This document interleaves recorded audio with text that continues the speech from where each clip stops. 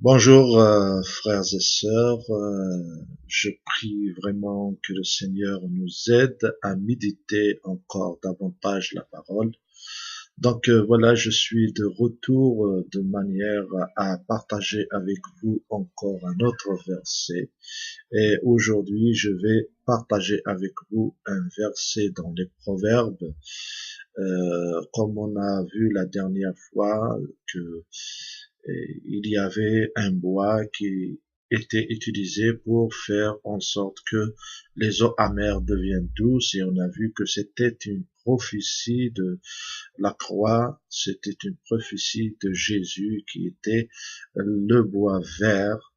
Donc aujourd'hui, je donne encore un verset dans les Proverbes. Donc c'est le Proverbe 30, verset 4.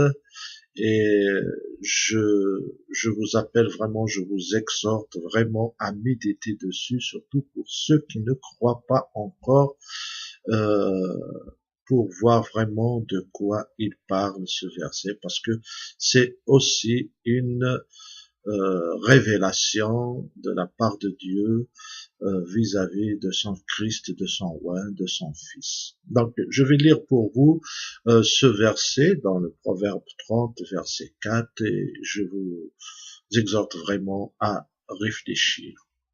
Donc, le Proverbe 30, verset 4, il dit, qui est monté aux cieux et qui en est descendu, qui a recueilli le vent dans ses mains, qui a serré les eaux dans son vêtement, qui a fait paraître les extrémités de la terre, quel est son nom et quel est le nom de son fils, le sais-tu?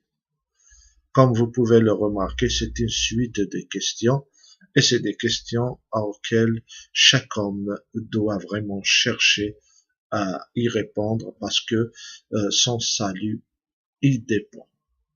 Donc je vous laisse avec ce verset, et pour vous aider un peu dans votre recherche, je vous livre aussi un autre verset dans c'est pas l'épître, l'évangile de Jean, donc chapitre 3, verset 13, qui dit: personne n'est monté au ciel si ce n'est celui qui est descendu du ciel, le Fils de l'homme qui est dans les ciels.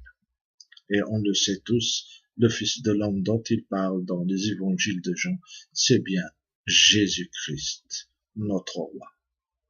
Soyez bénis, frères et sœurs, et toute personne qui regarde cette vidéo, et je prie vraiment que le Seigneur vous donne la révélation de sa parole afin que vous puissiez être sauvés, parce que c'est par la parole qu'on reçoit la foi, et c'est par la foi qu'on est sauvé. C'est pas par les œuvres, mais c'est par la grâce. Que Dieu vous bénisse. À demain.